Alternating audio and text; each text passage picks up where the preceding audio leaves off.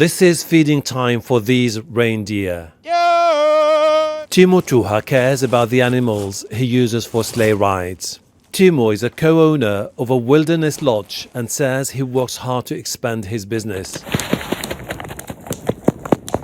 His grandparents were evicted from the areas taken by the Soviets and spent a long journey to Sweden and back here, where they settled and where he was born. It was a bittersweet memory. Sure, they did talk a little bit about it, not the whole truth, but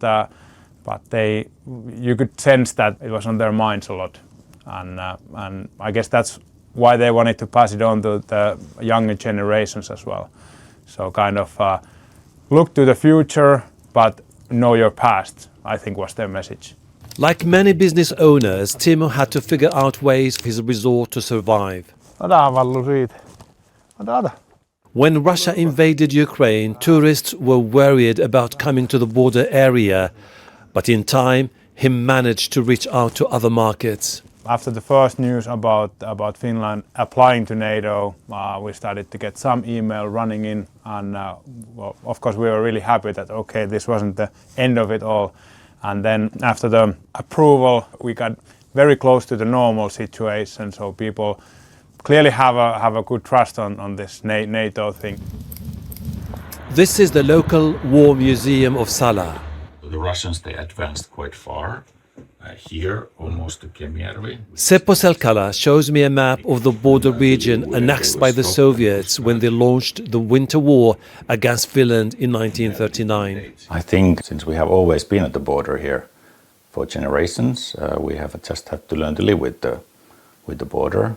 And of course there has been interaction across the border for as long as we remember, for many generations. And there has been ups and downs, and we still have to learn to live with that and cope with that. Lapland is home to Santa Claus. Its wilderness offers a spectacular landscape. The lakes, the ski resorts make it one of Finland's most visited regions.